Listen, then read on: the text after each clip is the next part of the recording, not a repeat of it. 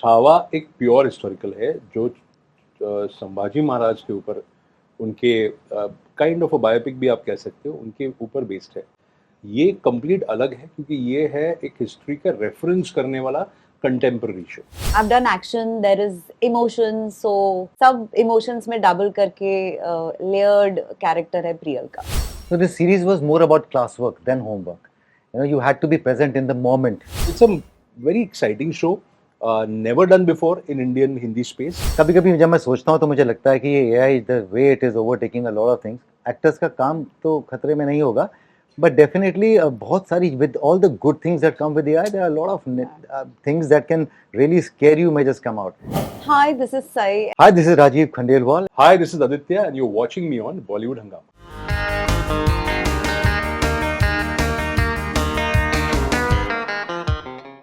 It's a very simple, straightforward show. It's a treasure hunt. ये एक बहुत ही मशहूर नॉवल मराठी में एक आया था जिसका नाम है Pratipash Chandra, written by very talented writer, इनका नाम है डॉक्टर प्रकाश कोयडे। इन्होंने लिखी हुई किताब थी जिसको हमने अडाप्ट करके उसको हमने एक सीरीज फॉर्मेट में प्रेजेंट किया है।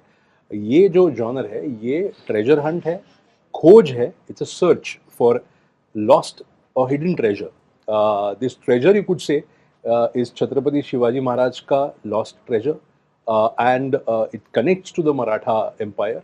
350 साल पहले जो खजाना था वो कहाँ गया, वो किसने छुपाया, वो क्यों छुपा है, वो अभी ये लोग क्यों ढूंढ रहे हैं? Because the show is set up in 2025. It's not a historical show. It's set up in 25 through the point of view of these treasure hunters who are looking for this lost treasure. तो वो कैसे वहाँ तक पहुँचेंगे और उनको challenges क्या इनके सामने आएंगी. So it's a very exciting show, never done before in Indian Hindi space. So I think that is what you could summarize. So as far as my character goes, it is you will have to find it in the series ki why is my character the chosen one to find the treasure.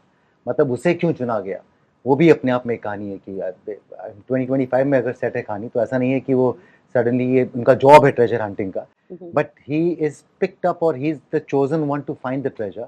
And then how he meets Sai's character and Gaurav's character and Ashish sir's character, वो अपने आप एक, and it's not just कि एक fiction है जिसमें मतलब एक फ्रिवलेसली मिल जाते हैं. हर कैरेक्टर का एक पर्पस है, हर कैरेक्टर पर्पस के साथ में आता है. और कैसे व्हेन ही डिस्कवर्स कि इसे ये खजाना ढूंढना है and it has got to do something with his calling, and it goes back with history and the present time and how it unravels and how he finds himself, how he discovers himself is in a nutshell just about my character. My character's name is Priyal. She is chaos से भरी व्यक्ति है और मुझे ऐसा लगता है कि through this journey उसकी भी एक पर्सनल जर्नी साइमल्टेनियसली शुरू है. और आई थिंक जब ऐसी सिचुएशंस आती है या हम ऐसे सिचुएशंस का हिस्सा होते हैं जब हिस्ट्री हमारे सामने एक अलग रूप से अलग भाव में आती है और how we react to it, what changes it does to your being, ये भी रिफ्लेक्ट होता है उसके कैरेक्टर से. I've done action, there is emotion, so सब emotions में double करके layered character है प्रियल का.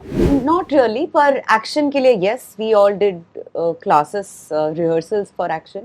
और बाकी homework तो हमें एक अच्छे से platter बना के दी गई थी, बस हमने खाना था, सर ने research किया था, fact checks हुए थे, and we just had to go there and perform. So this series was more about classwork than homework. You had to be present in the moment to perform. Yeah. It wasn't something that you prepare a day before and then you come on the set. It was more about classwork and being aware in the class. आपको जो teacher पढ़ा रहा है आपको वो सुनना है, because वहीं आपका टेस्ट होगा और वहीं आपको परफॉर्म करना है. So it was more about classwork and not about homework. ऐसा कोई प्रेशर नहीं होता है कि आप सिर्फ you are always in awe of those people, when you work with them. There is no pressure कि इनके साथ में अच्छा परफॉर्म करना है और थोड़े younger actors उनके साथ में ऐसे ही परफॉर्म कर देंगे. You don't do that. You with every shot you try and give your best. But yes, there is always this little awe factor. For example, Dilip sir, उनके साथ में काम करा तो you know that कि वो thespian है अपनी इंडस्ट्री के. And when you hear more about him from people of Maharashtra, क्योंकि वो मराठी सिनेमा से ज़्यादा हैं, मराठी थिएटर से हैं, थिएटर भी है ना उनका, या बहुत बड़े। तो बहुत बड़ा नाम है वो, तो मुझे मालूम था कि बहुत बड़ा नाम है। And when I met him I just found him so humble. वही होता है जब आप मिलते हैं कुछ लोगों से, आपको मालूम पड़ता है कि वो आप इतने बड़े इसलिए हैं क्योंकि वो इतने हम्बल हैं।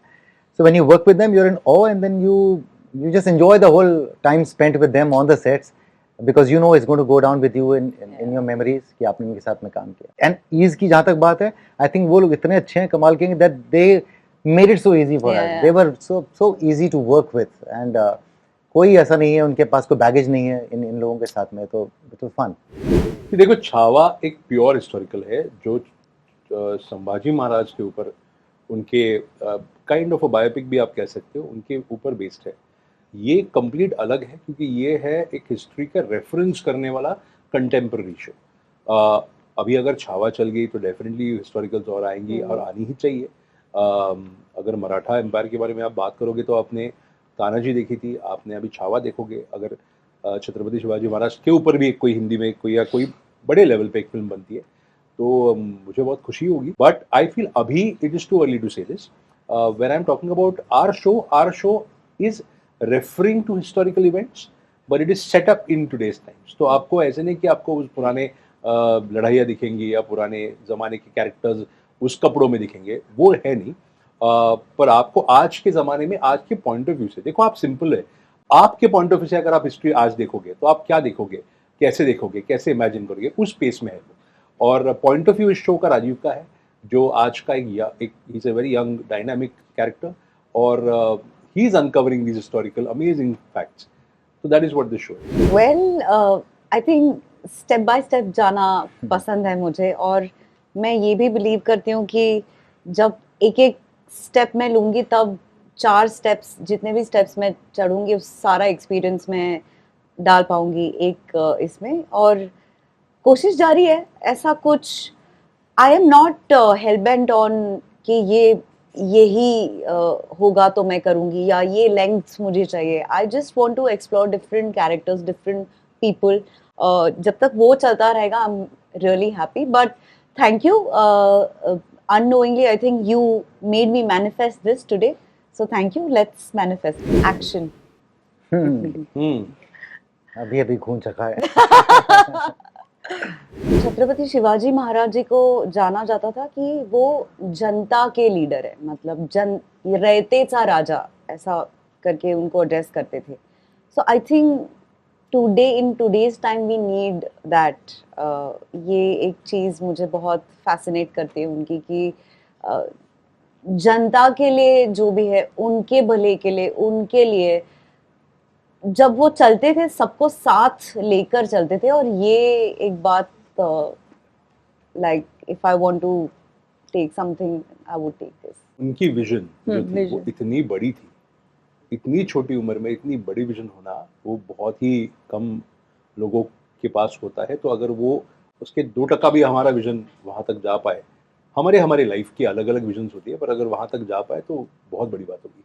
मैंने जितना भी समझा उनको, जितना भी पढ़ा है उनके बारे में, मुझे लगता है कि अगर 16 साल की उम्र में आप मुगलों के साथ में टक्कर लेने का जज्बा रखते हो तो इसका मतलब है that is nothing impossible in life, which is you just have to make your mind and then you can achieve it. और उन्होंने जो करके दिखाया वो किया उन्होंने। And the other thing which I like about him, whatever again I understand about him, is कि वो सिर्फ ये नहीं था, वो बड़े ही हिंदवी समाज के फ्लैग बेरर थे, बट उन्होंने कभी ये नहीं कहा कि किसी और रिलीजन के लोग आप यहाँ से निकल जाओ, साथ में रहेंगे। But and the fact that कि वो सेक्युलर अप्रोच की दैट कि आपका पूरा अधिकार है आप अपने धर्म को फॉलो करो, मैं उसकी इज्जत करूँगा, आप अपना धर्म का फॉलो करो, बट डोंट क्रश अस। हम भी उतना ही राइट चाहते हैं कि हमारे धर्म को भी आप रहने दें और आप भी उसकी उतनी इज्जत करें। I think that is the way to live in society. देखिए, जिन्हें मिलता है सोशल मीडिया से exposure, very good for them.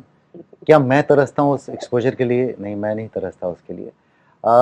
हो सकता है मुझे जो लोग बोलते हैं कि तू बहुत कुछ मिस करता है, मैं करता हूँ miss, but I think I am not made for social media. I don't think I depend on social media. मेरे लिए if you ask me, it's like a leash, एक वो गले में होता है ना जो खींचती है आपको बार बार और आप से दूर जाना चाहते हैं। Slave to social media. या आई डोंट, दैट्स अगेन मेरा परसेप्शन है and I do not want to generalize it. मेरे लिए वर्क नहीं करता, इसीलिए मैं उस तरफ जाता नहीं हूँ।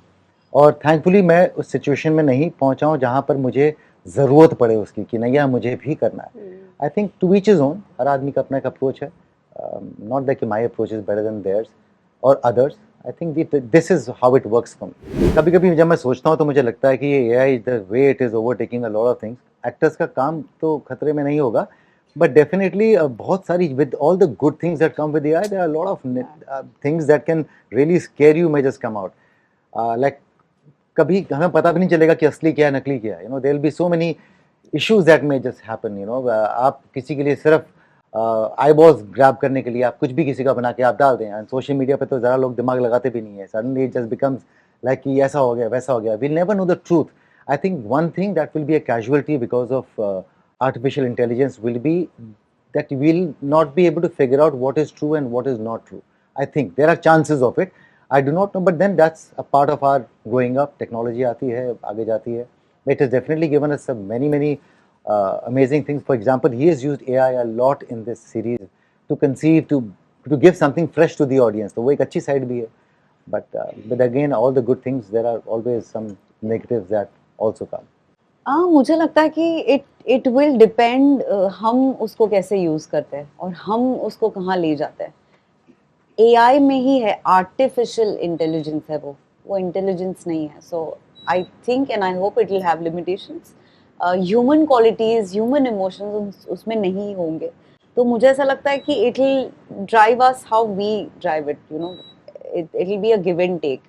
So we have to be really careful and cautious. With, I think, great innovations comes great responsibility. I do believe that AI is here to stay. Yeah. AI is the future. AI is going to be something that will take over our lives. हमें पता भी नहीं है कि AI already अपनी life में कितना घुस गया है. आप अवेयर भी नहीं हो कि AI कितना रूल कर रहा है आपकी एवरीडे लिविंग को ऑलरेडी. एक प्रॉब्लम क्या है इसमें, जो एक्सेस AI का मिल रहा है वो किसी को सबको मिल रहा है. तो ऐसे तो है नहीं कि सब लोग उसको रिस्पॉन्सिबली यूज करेंगे. बहुत सारे लोग उसको इरिस्पॉन्सिबली या टू क्रिएट न्यूसेंस यूज करेंगे. और वो सबसे बड़ा डर है कि AI कहाँ कैसे इम्प्लीमेंट हो रहा है. अगर AI आप क्रिएटिवली यूज कर रहे हो और AI to enhance better our lives use कर रहे हो तो definitely AI is a great innovation. But अगर नहीं तो उतना ही खतरा भी AI का है. तो आई रियली होप कि AI पे कुछ बंदिशें या एक्सेस के कंडीशंस होंगे. जो यूज कर रहे हैं उनको कहीं ना कहीं तो ये जानना होगा कि भले वो एक्टर का आवाज रिक्रिएट कर रहे हैं, उसका चेहरा कर रहे हैं, उसके गाने को रिक्रिएट कर रहे हैं या एक सीन क्रिएट कर रहे हैं, उसका पर्पस क्या है. वो पर्पस ड्रिवन अगर AI यूज हो और वो पर्पस सही हो तो AI का लिमिटलेस उसका इस्तेमाल हो सकता है. पर पर्पस गलत हो तो उतना ही बड़ा AI का खतरा या डैमेज हो सकता है. शूट हो रहा था हमारा, we are midway into shooting. मैं एक्चुअली इस महीने भी शूट करने वाला था, but unfortunately Rashmika has injured her leg. She is recovering, उसकी फ्रैक्चर्ड लेग है, तो हम ब्रेक पे हैं. In a good way, it gives me way to time to promote the series also. But I really hope I get back to shooting soon, क्योंकि release तो करनी है दिवाली में. तो टाइम जैसे कम होते जा रहा है वैसे प्रेशर बढ़ते जाएगा. बट बहुत ही एक्साइटिंग फिल्म है and I am looking forward to it.